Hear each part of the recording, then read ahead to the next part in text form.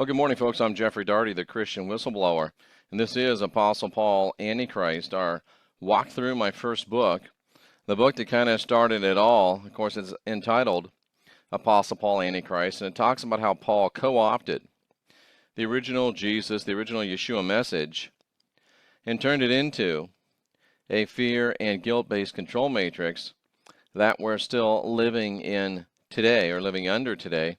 I guess both of those are actually accurate. This book had a foreword by George Norrie. This book was featured on Coast to Coast AM, and this book is available in the box below, the description box. And you can get it in paperback, or you can even get it in ebook for less than $3. So, if you want to pepper me for a lot of information and make a lot of accusations, quite frankly, if it's not worth $3 to you to get the information, then oh well. What's it, smell you later? But at any rate, this is probably, I think, the next to last video on this. We've done quite a few. And last we left, we had Paul in such a situation that he wasn't even able to speak in Jerusalem any longer. And next we're going to talk about how he went to Ephesus and was run out of Ephesus, and how this whole thing has been sold to you. It's the plane fuel melting the World Trade Center. It just doesn't work. It doesn't make sense. It's not real. And we're going to show you this right now. It's actually in the book of Acts. And we're going to be in Acts 19. You read about this riot in Ephesus. It's in Acts 19:23.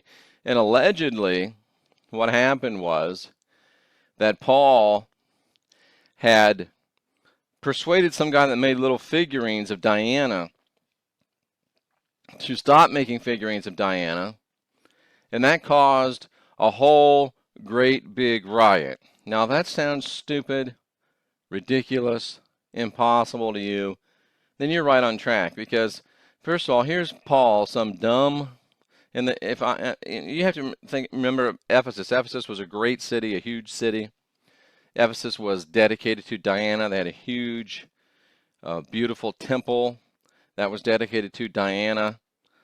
There was no problem whatsoever in Ephesus with the worship of Diana. And one silly little, to them, pagan dude talking about some one guy who quit making statues is not going to cause a city-wide riot. It's just not.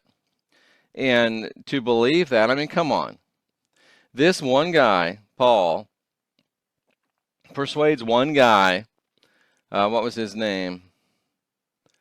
Demetrius. He persuades Demetrius, which made silver shrines for Diana, made little figurines. And then Paul convinced him not to make those anymore for Diana, because Diana is not really a god. And this one guy caused such a struggle that it caused a great big huge riot. That's what you call a diversion. That's what you call some made-up bullshit. That's what you call stupid and ridiculous and just complete misinformation. It's just like the jet fuel bringing down great big huge skyscrapers. It's just like airplanes flying through buildings. It's just like guys that trained only in simulators being able to manipulate and fly those big airplanes. It's just like there being airplanes there at all. But we're not going to get into that. But what could have caused, what did happen in Ephesus, that Paul and the forces that supported Paul in their efforts to cover his tracks, what did happen that they were able to seize upon and make it look like it was something like this thing about Ephesus and the stupid little idols. Because you have to remember, there wasn't CNN back then, which is probably a good thing, but there wasn't instant media. There wasn't multiple media entities that are recording every single news event. The Romans controlled every bit of information. A lot of people couldn't read. Most people didn't have access to news except what was disseminated to them by word of mouth or by the governmental authorities.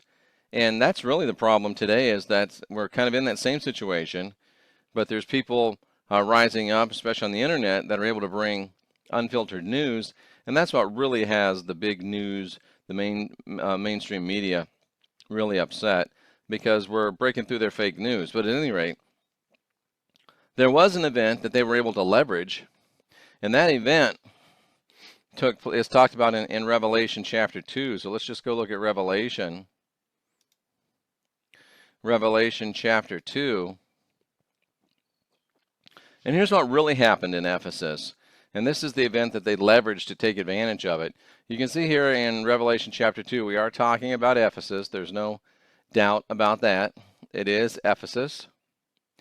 And what happened in Ephesus that caused a big stink, and that was leveraged by these liars to tell us, oh, Paul caused trouble. Here it is.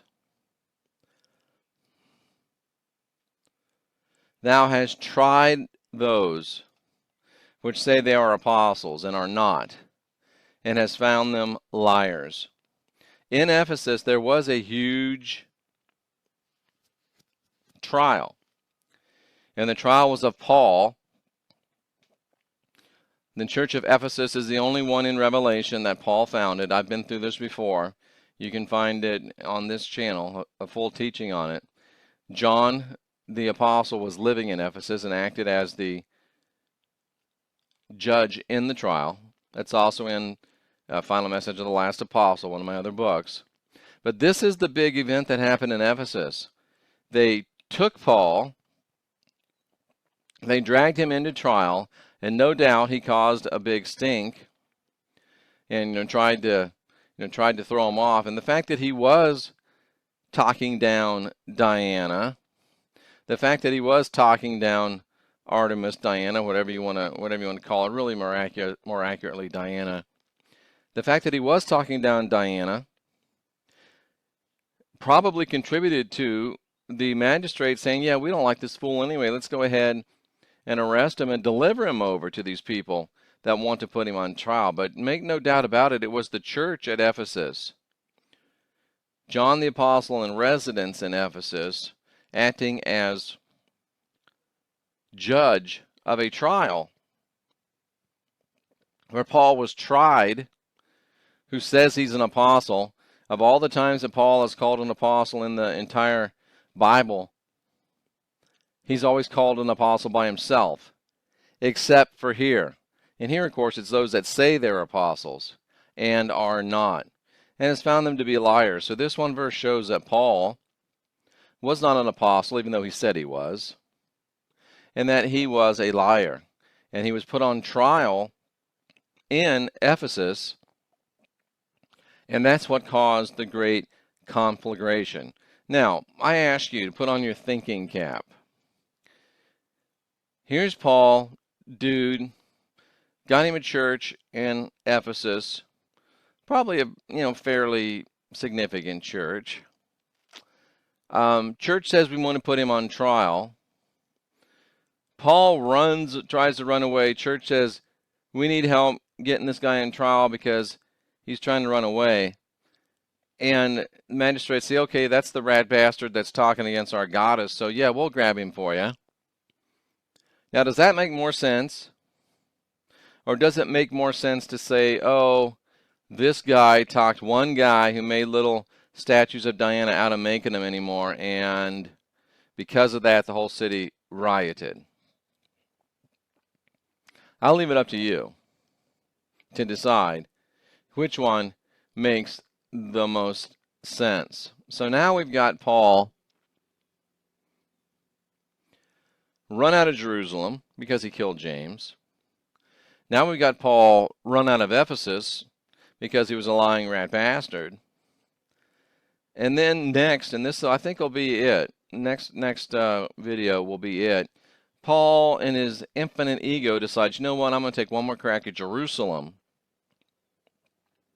He takes one more crack at Jerusalem, and then Nero or the powers that be in Rome decide to say, they say this fool can't, he's going to get himself killed, he's going to get us exposed. So they extract him, like they do with spies, and bring him back to Rome. And we'll talk about that on our next, and probably our final Apostle Paul Antichrist video. Then we'll go to something else on a weekly basis and teach through something else. And I'm not sure what I want to do yet, but I think I know it'll be interesting. And these are important because it helps you reframe your mind. What you have to do first of all is realize, number one, I've been lied to.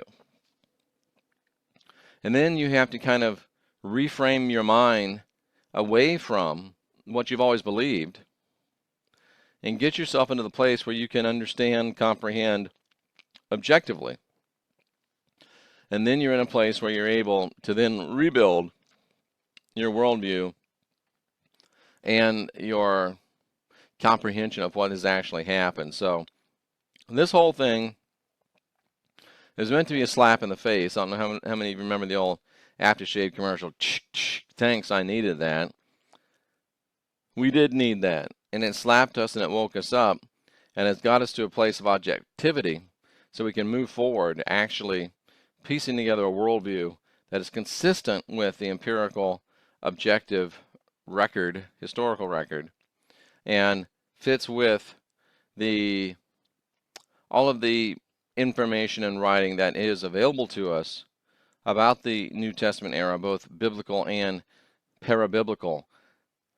Long story short, we're just looking through everything in order to put it out there for you, to give you the opportunity to leverage this information and indoctrinate yourself.